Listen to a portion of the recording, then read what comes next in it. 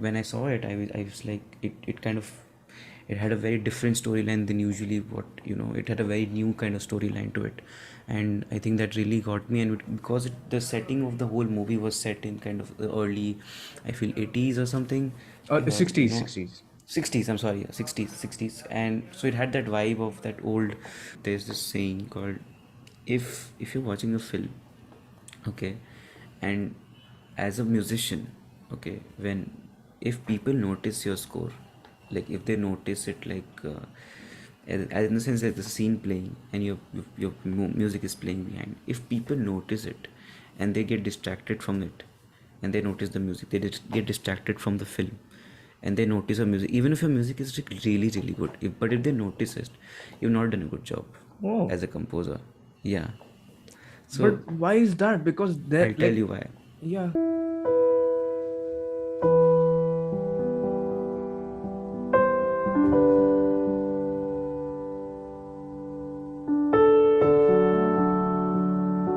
Hi Sparsh, welcome to my podcast, which is called Spoiler Alert with me, Cinephile Sanket. So Sparsh, in this episode, we are discussing Guillermo del Toro's film, which is called The Shape of Water, and Yeah. which stars Sally Hawkins, Octavia Spencer, and Michael Shannon. Yeah.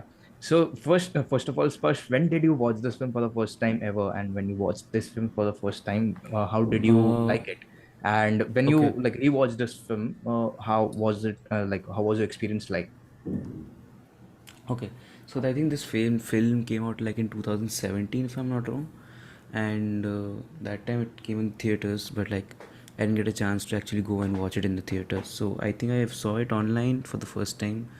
Uh, I mean, at home only, because I was very curious, because once the film was released, it was kind of very unknown to me what the story could be about, because the poster itself had such a vague kind of look, but it also has a very beautiful kind of shot on it. But it was very unsure of me of what to kind of expect from such a film. So I kind of so one day just went curious and just went to look for the film, and also because I was bored. So and little did I know about that film that much, because I mean, how many awards or something, I mean, it was a new film.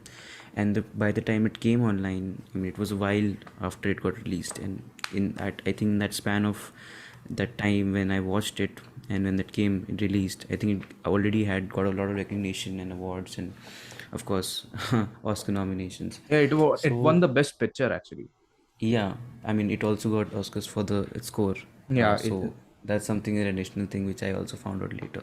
So yeah, anyway, so the thing is that I kind of saw it online. I found it on the internet and I saw it online, and yeah, I mean, when I saw it, I was like, it kind of, it had a very different storyline than usually what, it had a very new kind of storyline to it. And I think that really got me. And because the setting of the whole movie was set in kind of the early, I feel 80s or something, uh, you 60s, know 60s. 60s, I'm sorry, yeah, 60s. And so it had that vibe of that old, Mm. uh, oldness, and also the new concept, which kind of gelled together very smoothly, I felt. Because something like that, especially a film shot in 2017, which was pretty recent, I feel, was that it was pretty, like, new for me. And on top of that, the music was extremely, like, extraordinary for me, because, and I didn't know about the composer that time, the guy who composed the music. And being a musician, like, it's really, like, as a musician, it's a curse and also a blessing for us, that whenever we watch a film or anything like that, we always kind of have a focus on the music, of how it's acting with the film, because that kind of helps you give a perspective of how you would act in terms of a scene, or if you're again a project or something like that. So it kind of also is like a learning curve for all the musicians. So in all, like, I feel the movie was quite in depth in terms of the storyline. I felt like it had a lot of meaning to it, because the whole story revolves around this lady who can't speak. Crab is an object, which is a creature which is somewhere underwater in South America. And how the story flows is that this shows that probably not from this planet also, fall in love together, and how the whole story kind of builds up together. So I think the unique thing about this is that how, I mean, the whole topic about this film is love, but it's shown in a very different way, that it kind of makes you look at love from a different perspective altogether. Because it is basically saying that love is universal. It doesn't matter what kind of human you are, what country do you belong to, what species you are. In fact, even if you're not a creature from the earth, it just shows that how innocent love is, and the whole story kind of develops very smoothly and shows the stages of those love between that woman and that creature. So I think that kind of got me, and that kind of made me look at it from a very different perspective Mm. also. And of course, the very well known Alexandra, the guy who composed the music for it, kind of, I think he did an amazing job in kind of bringing out uh, that theme of love for that whole movie. Because usually people, when they see a love movie or a romantic movie or something like that, they always have this kind of a a very cliche kind of a love score which is already there in their head ki, strings bajenge and some piano will happen in a very nice feel good type of score. But in this case I don't think it was like that. It was a very different thing. I think it was like, if you listen to the music of it, it'll be like it'll feel like there is some kind of sadness in that love. It'll feel like there's some kind of a depth in that love, which is not just love. It's not that cliche thing. So the whole kind of thing I'm trying to talk about is, in conclusion, that the whole kind of package of that film, the story, the setting, and also the setting was very important to the music. So it kind of felt like also that whole thing was going parallelly like this, you know. So that is something which is like a perfect thing for me. Everything is perfect for me. Everything is so well placed and everything is so well done. The music amazing. No wonder it got an award for it. So it's one of my favorite films when I see it. I still sometimes watch it if I feel like. So yeah, I mean, it's been a good experience overall watching it, and Mm. I would definitely recommend people watching it. Oh, That's what I would say. absolutely.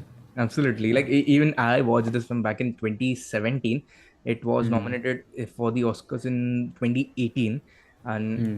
I watched this film in a screener, like screener as in the Hmm. pirated screener. I got it. Like it Yeah. was leaked online every year in during the Oscar season in Hmm. December, in November, December, January. All those screeners get leaked, and I watched Hmm. that screener Right. in like this film in a screener print. And I Yeah. was pretty much excited about this film because it like started off by winning this award in a Venice Film Yeah. Festival. I think the Golden Lion Hmm. Award. Yeah, I remember. It won the Golden Lion Award, and I think it was nominated with all those films. I think First Man as well, and even this film Dunkirk as well. Okay. If I'm not wrong, yeah, Dunkirk as well. Like it Yeah. was a 2017 release, and I was pretty much excited about this film, not particularly with Dunkirk, Hmm. as like I haven't watched Guillermo del Toro's any other Hmm. films, which was Pan's Labyrinth, I think, and you should also check that out as well. Sure. Pan's Labyrinth, it's one of his brilliant works as well. Hmm. And when I watched this film, I don't know, like I had some mixed reactions with this film. I couldn't understand it, like but later on when I just like was grabbing into it, like it grew into me. This film grew into me. uh, the that creature was actually a very much so metaphor for the entire film. I Yeah. True. like understood True. about True. that as well.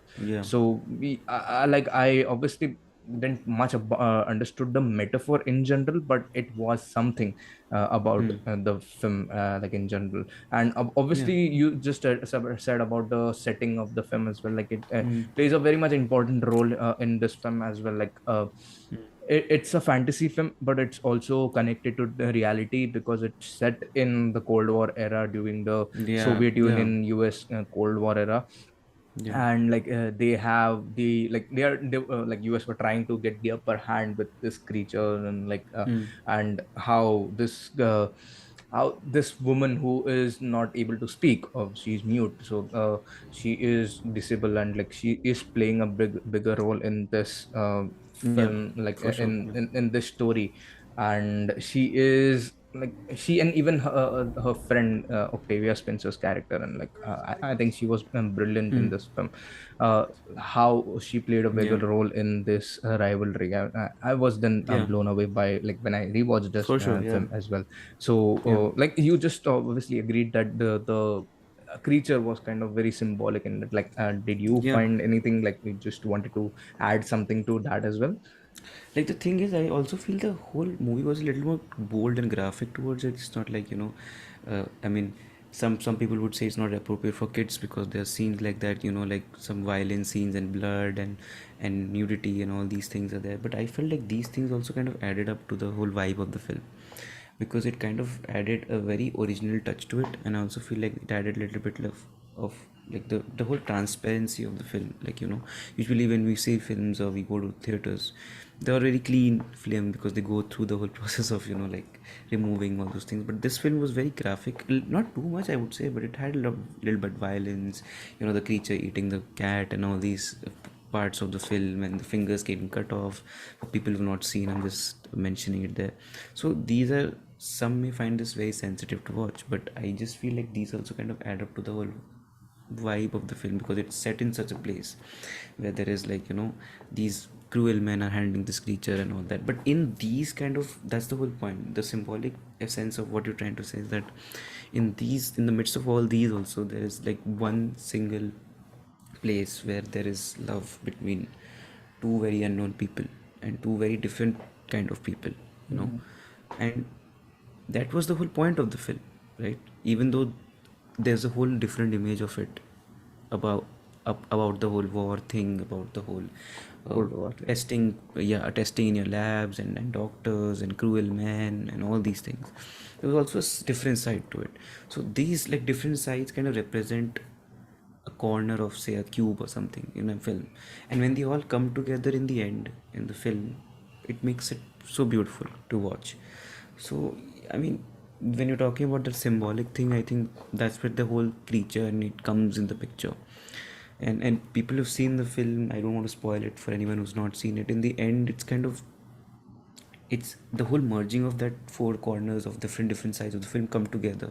Hmm. For You should see the film to understand what that means when I say what happens in the end. True that. No, So but like we can obviously spoil this since it is a spoiler thing. It is a hmm, spoiler podcast. That's the reason. Like I loved okay, the ending when like they just like the yeah, creature just grabbed her and just walked yeah, away, went away, and yeah, like okay, yeah. she. And it was Hmm. so magical because it is like, okay, that woman turned into that creature somewhat, because she suddenly had like gills where she could breathe underwater. And that whole shot where they're swimming inside, and they're about to kiss each other, and they're about to kind of go into the deep state and in water and all, and the whole thing was shot so beautifully. It Hmm. kind of gives that whole feeling of depth in that small love kind of sphere in that. So I mean, yeah, so the whole, Hmm. I it's think just, I it's also, think Sparsh, yeah. I like somewhat thought at one point I thought that like Hmm. this film gave us like that feeling that we are watching a film, a thing underwater, like sometimes, because Yes. like it looks kind of that way, that okay, Yeah. this is like entire thing is going underwater, and like Yeah. Yeah. it gave the Even in the feeling. beginning, the credit scenes, if you Hmm. see, it's kind of shown underwater, even though the Hmm. scene switches into like the real world. It Hmm. shows underwater because that's the whole essence. That's where the creature lives. That's the whole. It's centered around that part. So it gives that feeling of being underwater, or being in that, because in every scene also there is water involved because the creature lives in the water, right? But apart from that also, uh, I mean, there is some kind of, I don't know if it's the color of the film or the way it has been shot. I don't know what it is, but it gives that feeling. You're right. So that also adds a touch to it, I would say. But like, I mean, yeah. So because Hmm. love and water kind of makes sense. Makes I don't sense. know Yeah, what they, exactly. Absolutely. but Yeah. so. And even like you just said about the score, like can you say something else Hmm. about the score, like by Alexander Yeah. Desplat? He Hmm. is the guy, like I think he is the guy who also scored this beautiful film called The See, I Grand think Budapest he's Hotel. he's firstly he's a French guy, right? Yeah. Okay, okay, and being a French guy, who, I mean, it's called French, it's called the language of love, right? So the thing is, the beautiful thing he's done about this is that, again, as I said before, it's just not a cliche love theme where you hear, just nice happy tunes playing when the actress and the actress and the actors are kissing each other, they're just romanticizing each other. It's not like that. If you hear the score, there are elements like an accordion, there are elements like a a flute, there are elements like a clarinet, which is like another kind of a woodwind instrument. These instruments are usually not used in kind of love when you see it in a very cliche point of view. So if you, firstly it's French, and the way he's combined these instruments, usually people have not done it before. So let me get a little bit more technical Sure, for sure, like sure. people, so that, so when you think of, as a musician, like for all the musicians, they will know, when you think of a particular genre or kind of music you want to make, for example like a music, or kind of a angry music, or you say like some kind of sad music, or mystery music or something, in musician's head there's already some cliched instrument which already play, right? And they mix this and they come with like a very decent kind of theme. Very few musicians actually, like, because it takes effort, because it takes a lot of thinking, it takes a lot of creativity and experience, most of all, to kind of think about how new things will go with old things. How do you maintain something which is already present and people can relate to it with something new which they don't know about? And when you place that new thing on top of the old thing, it forms something even more beautiful, where the old is there but new adds on to the old. So what will happen is people listen to the old thing, but the new thing makes them want to keep, like, get hooked on it. I think that's what he did with this film. Okay, so what he did was he took something really old, like a love theme, where an accordion is usually, like, if you go to like any France city or something, in Paris you go, see people sitting on the footpath and just playing their accordion in a love song, and it sounds beautiful, right? But when you add a kind of depth to it by adding sadness to it, it is very rare, very few people can do that. And when you hear the theme of that, the whole theme of how the whole melody flows, it kind of perfectly, for me at least, it kind of perfectly conveys that feeling that there is just not this, not just love that is happening. It's not a love story, it's not just a love story. There is so many angles to it, and that angles is being explored by the music. And that one theme is there which goes like this kind of music you hear in the very old era, in the classical eras, used to hear this kind of music, where it was all these people in the romantic era, they used to make this kind of music, especially from the European side.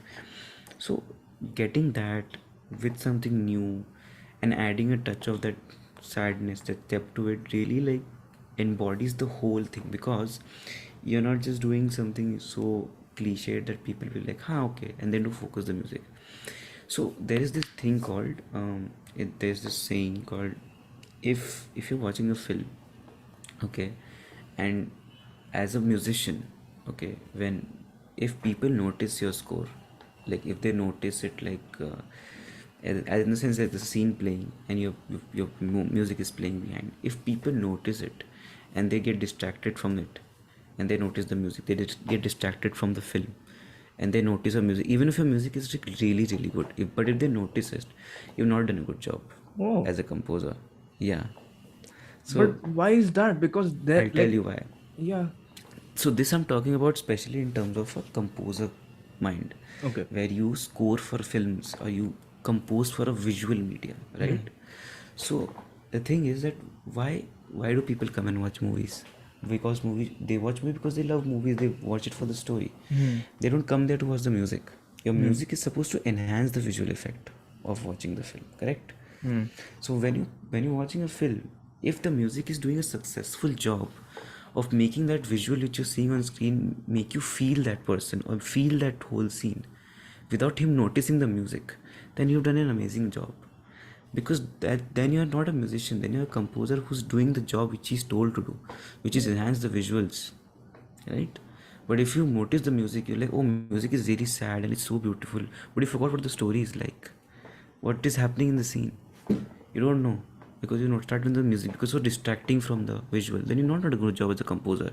Yes, you've done a good job as a musician. Call. Okay. So it's like that. So if you like, done a good job with the music. You'll get distracted, doesn't matter. नहीं नहीं नहीं. So you're not done a good job. You have to be able to stick to the thing, and that's what I think Alexander also did with this film. Even though his music stood out, Yeah, it kind of had absolutely. an Because impact. I actually listened to the main theme. I was actually listening to the main theme Hmm. separately from just the, um, from the movie. And I would actually tell you that Hmm. I have like seen in Hindi films that Hmm. like they have actually, I wouldn't say copied or something, like I haven't Hmm. known about it, like about the rights thing and all those things, but like Hmm. Hindi films have actually used movie the score of Shape of Water in Hindi movies. So like I don't know, Really, I have not it's seen. yeah, I think you will notice it, like let's see, but I wouldn't like say it, but yeah, they have actually made like adapted the score of Shape of Water into their own films. Like I am Hmm. uh, like I can see why they have used it, but obviously they have done it like such a great thing that that's the reason they have actually adapted the score of of this film. But yeah, you are Hmm. saying something. Yeah. But I mean, I'm a little like I'm not aware of this, so I really Hmm. don't know if they've adapted something like that. But yeah, I'm sure they must have used instruments from the film. Like No, what no, I'm no. talking about is I wouldn't say instruments. They would like they have definitely like like in film terms, frame by frame. So here this like music, the entire score was just like taken from this and kept it here, okay. and That's a little sad to know, but I mean, who I what to say? I don't know. So yeah. I mean, if it's like that, I don't really know what to say. But I've not seen it or I've not heard it, so I really don't know. Mhm. But But nevertheless, I mean, I liked it. Like in this film itself, I really liked the score. Like, and even I have been definitely. a fan of Alexander Desplat. Like, I've heard Hmm. music of his from the Grand Budapest Hotel, Hmm. and If you notice, the vibe is almost the same. Like it's kind of the same because it's also set in a very old time, but it's a different kind of vibe still. So hmm, yeah, I've seen that film. Yeah. So the Grand Budapest Hotel, and yeah, but I think I didn't complete it, so I'm not really sure of like how hmm, to like talk about it or anything. But like I think I saw it. It hmm, had like different, and I mean it was also an amazing film. Even if I saw like 80% of it, hmm. and the way it was executed was also really good. So Mm. But yeah, anyway, Sparsh, so the and like at that timeline itself, Black Panther also came. Like I think hmm, released it. So okay, how was this? Like obviously we shouldn't like compare it because like the hmm, score, the composer is obviously different. hmm, But like it, both films came in released in that era itself. So how right, was hmm. that compared to like this? So honestly speaking, Sanket, I have not seen Black Panther But like the movie. score. Yeah, score I've heard. Mm. So score, yeah, this guy, uh, Ludwig, Ludwig right? Göransson, yeah. Yeah, yeah, he did it. So, of course, amazing job, well done. He also did the music for Tenet, by the way, Tenet, yeah. just recently. So I think he did a great job because actually I heard the score through a friend. I think that was that time I was like studying in my school, college, whatever. I was doing music only, and this guy is my colleague, and he comes up to me. He's like, "Bro, listen to this kind of music score." I'm like, "Okay," and actually he didn't tell me it's a score, so he just made me listen to the music, and I was like, "Dude, it's a nice, very nice kind of jungle beat vibe to it." What do you think about this? I'm like, "It's nice. What is it?" And he's like, "Dude, it's the score of the new Black Panther movie." And I was like, "Dude, it's damn good. It's so good because it was something I've never heard before, like in a score way. Because it was so raw and it had that jungle feeling of like it matched. I mean, even though I've not seen the visuals, but knowing Black Panther as a superhero in the Marvel series, and knowing of how the background of whole thing is, I can't kind of immediately could make that connect, that okay, whoa, this makes sense of why he's made this music. Hmm. You know, And it yours, was so you different. being a composer comes also into the picture where like you can just hearing the score, you can just connect to that. Okay, this Yeah, yeah, might be exactly. this kind of way. Yeah, exactly. So that's what. So Hmm. because of that, like I made that connection. I'm like, dude, this is like really good because it kind of it captures the whole. I saw the trailer, I think, so it captures the whole world of those people who belong from that world where Black Panther comes from, Hmm. which is called, I think, what is it called, Wakanda or Wakanda, Wakanda? Wakanda. Wakanda, yeah, Wakanda. It has that so much. It had a vibe of its own, right? So that kind of, I mean, and I understood ki, oh, that's some genius shit like that. It's really good. And no wonder like these composers are doing so well. Like they're like there, man, right now they're just doing such amazing work. It's so Hmm. good to see because you kind of learn from these people of how they're thinking, more than just knowing, oh, this is a nice instrument, or they've used this instrument or that instrument. It's about knowing that why they've used that instrument, what was the mindset behind using that instrument. Oh, wow. Because if you know why they've used it, then you know why they've used it. Because then you can think, okay, I can use this instrument here now, not just ki, because it's a African film. I'm not being racist or Hmm.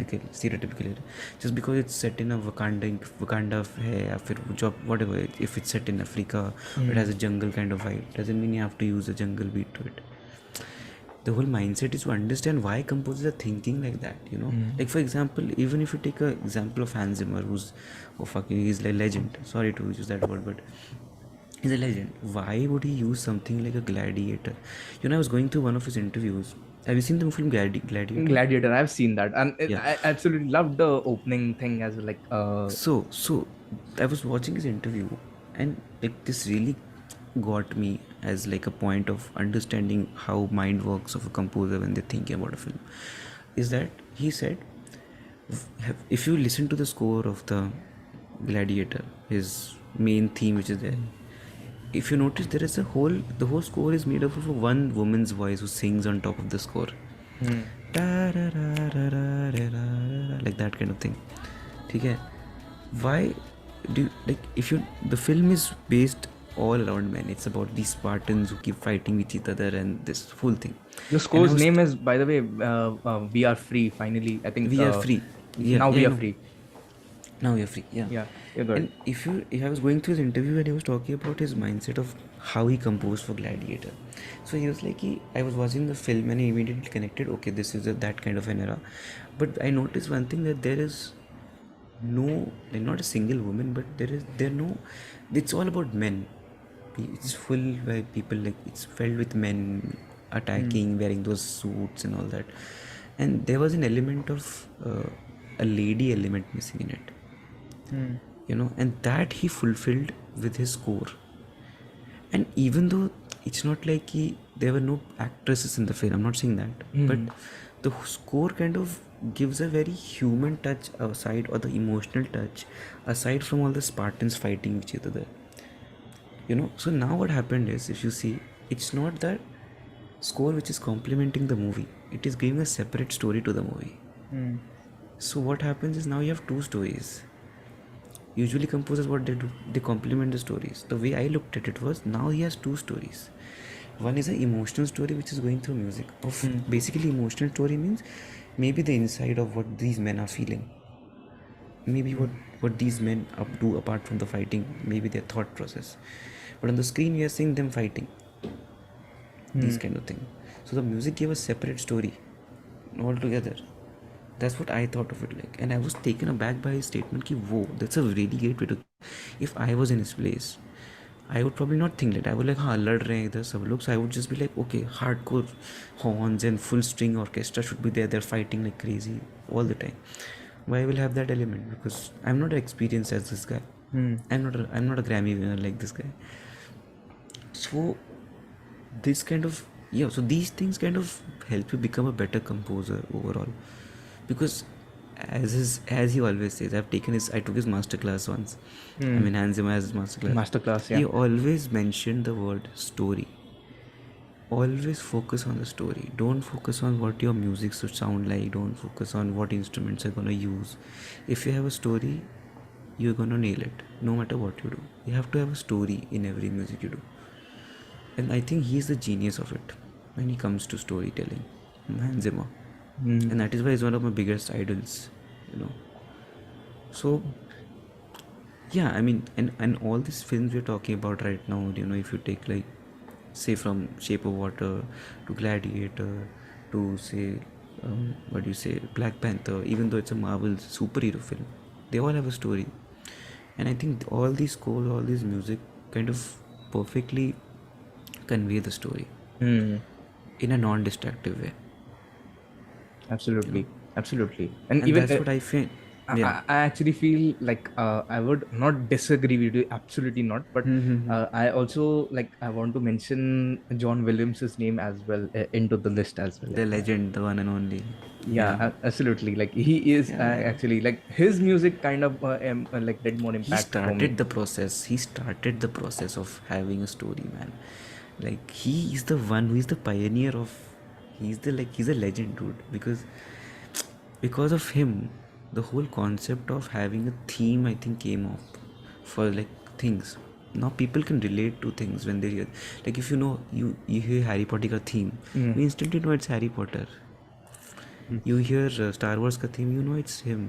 You know it's Star Wars.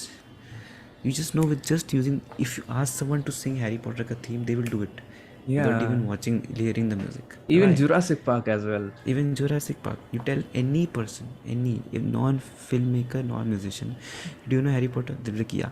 Can you sing the theme of it? They'll be like, da da da da da da da da. Why? Because he has built that connection of story with the whole film thing, and people relate to it. Of course, now it's become very reduced because of overcrowdedness in the industry, and people really don't care about that thing.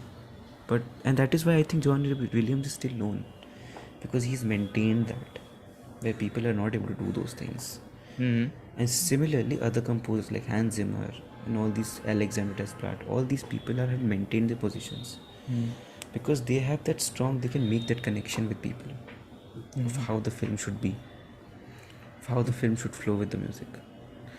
So, all in all, I am saying that a good a good movie comprises of a lot of things, a lot of hard work, a lot of people, good story, good music.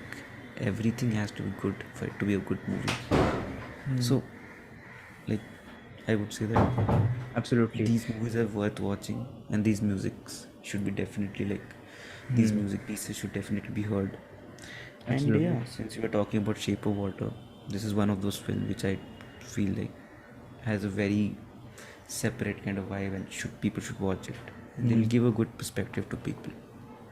Oh, well, absolutely. So finally, Sparsh, thank you so very much for coming to my Yeah, no podcast. worries, man. Thanks for having me. Yeah, it was an honor. First time I'm just like bringing over, coming on board, like bringing over a person who is also a film composer, music composer. Yeah. So Thanks, like man. Thank you so it much. is a first time for me as well. So like I'm honored to Same have here. you. Yeah, thank you. Don't say that, man. Thanks for having me. I would love to be a part of this. I Even mean, in college, it's like also. even in Yeah, college, I yeah. We used used to to call study you. together. I know that. I No, know no. that. I know Even that. I We used to would used discuss a to. lot of things together No, I used to about call you, bro. films. Future Hans Zimmer, future John Arey bro, Williams. that's like a big thing.